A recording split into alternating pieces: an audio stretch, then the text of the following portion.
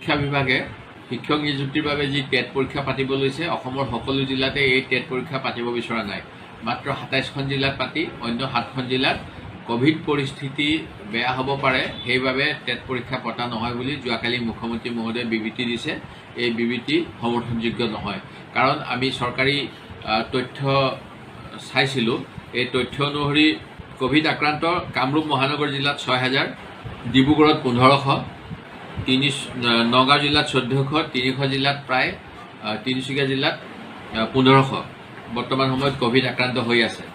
আৰু যিসমূহ জিলাত কোভিড পৰিস্থিতিৰ বাবে টেট পৰীক্ষা পতা নহ'ব বুলি কৈছে, সেইসমূহ জিলাৰ কেইটামানৰ মই উদাহৰণ দিব বিচাৰোঁ। গোৱালপাৰাত মাত্ৰ ৯০ জন, ধুবুৰীত ৫০৭ জন, দক্ষিণ শালমৰা মানকাছাৰ জিলাত মাত্ৰ ৪ জন লোক বৰ্তমান সময়ত কোভিড আক্ৰান্ত হৈ আছে।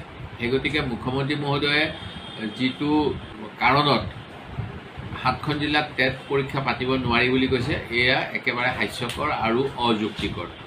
কিন্তু মই এটা কথা এইখিনিতে উনুকিয়াব বিচাৰোঁ। আজি কিছুদিন পূৰ্বে নিৰ্বাচনৰ সময়ত সেই সময়ৰ বিজেপিৰ নেতা তথা বৰ্তমানৰ মন্ত্ৰী ৰঞ্জিত দাস ডাঙৰীয়াই কৈছিল যে বৰপেটা আৰু নামনি অসমৰ কিছুমান অঞ্চললৈ গ'লে তেখেতৰ পাকিস্তানত থকা নিচিনা লাগে। ঠিক তেনেকৈ আমাৰ বৰ্তমানৰ মুখ্যমন্ত্ৰী ডক্টৰ হিমন্ত বিশ্ব শৰ্মা ডাঙৰীয়াইও কৈছিল যে হাইলাকান্দি, কৰিমগঞ্জ বা বৰপেটা জিলালৈ গ'লে তেখেতে মনত কষ্ট পায়। কি কাৰণে কষ্ট পায় সেই কথাটো মই নাজানো, কিন্তু এতিয়া তেওঁলোকৰ ব্যক্তিগত ভালপোৱা বেয়া পোৱাৰ বাবে আমাৰ এই জিলাসমূহৰ শিক্ষিত যুৱক যুৱতীসকলক টেট পৰীক্ষাত বহাৰ পৰা বঞ্চিত কৰা যদি হয়, এয়া এটা সংবিধান বিৰুদ্ধ কথা হ'ব। আৰু সেয়ে মই চৰকাৰক দাবী জনাইছোঁ, আগন্তুক সময়ত যি টেট পৰীক্ষা পাতিব, বৰ্তমানে ঘোষণা নকৰা ৭খন জিলাতো টেট পৰীক্ষা পাতি সেই অঞ্চলৰ শিক্ষিত যুৱক যুৱতীসকলক চৰকাৰী চাকৰিৰ সুবিধা এটা দিব লাগে। শিক্ষা বিভাগে শিক্ষক নিযুক্তিৰ বাবে যি টেট পৰীক্ষা পাতিব লৈছে অসমৰ সকলো জিলাতে এই টেট পৰীক্ষা পাতিব বিচৰা নাই। মাত্ৰ ২৭খন জিলাত পাতি অন্য ৭খন জিলাত কোভিড পৰিস্থিতি বেয়া হ'ব পাৰে, সেইবাবে টেট পৰীক্ষা পতা নহয় বুলি যোৱাকালি মুখ্যমন্ত্ৰী মহোদয়ে বিবৃতি দিছে। এই বিবৃতি সমৰ্থনযোগ্য নহয়, কাৰণ আমি চৰকাৰী তথ্য চাইছিলোঁ। এই তথ্য অনুসৰি কোভিড আক্ৰান্ত কামৰূপ মহানগৰ জিলাত ৬,০০০, ডিব্ৰুগড়ত ১৫০০, নগাঁও জিলাত ১৪০০, ৩০০ জিলাত প্ৰায়, তিনিচুকীয়া জিলাত ১৫০০ বৰ্তমান সময়ত কোভিড আক্ৰান্ত হৈ আছে। আৰু যিসমূহ জিলাত কোভিড পৰিস্থিতিৰ বাবে টেট পৰীক্ষা পতা নহ'ব বুলি কৈছে, সেইসমূহ জিলাৰ কেইটামানৰ মই উদাহৰণ দিব বিচাৰোঁ। গোৱালপাৰাত মাত্ৰ ৯০ জন, ধুবুৰীত ৫০৭ জন, দক্ষিণ শালমৰা মানকাছাৰ জিলাত মাত্ৰ ৪ জন লোক বৰ্তমান সময়ত কোভিড আক্ৰান্ত হৈ আছে।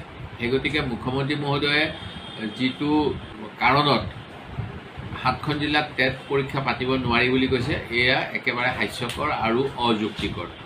কিন্তু মই এটা কথা এইখিনিতে উনুকিয়াব বিচাৰোঁ। আজি কিছুদিন পূৰ্বে নিৰ্বাচনৰ সময়ত সেই সময়ৰ বিজেপিৰ নেতা তথা বৰ্তমানৰ মন্ত্ৰী ৰঞ্জিত দাস ডাঙৰীয়াই কৈছিল যে বৰপেটা আৰু নামনি অসমৰ কিছুমান অঞ্চললৈ গ'লে তেখেতৰ পাকিস্তানত থকা নিচিনা লাগে। ঠিক তেনেকৈ আমাৰ বৰ্তমানৰ মুখ্যমন্ত্ৰী ডক্টৰ হিমন্ত বিশ্ব শৰ্মা ডাঙৰীয়াইও কৈছিল যে হাইলাকান্দি, কৰিমগঞ্জ বা বৰপেটা জিলালৈ গ'লে তেখেতে মনত কষ্ট পায়।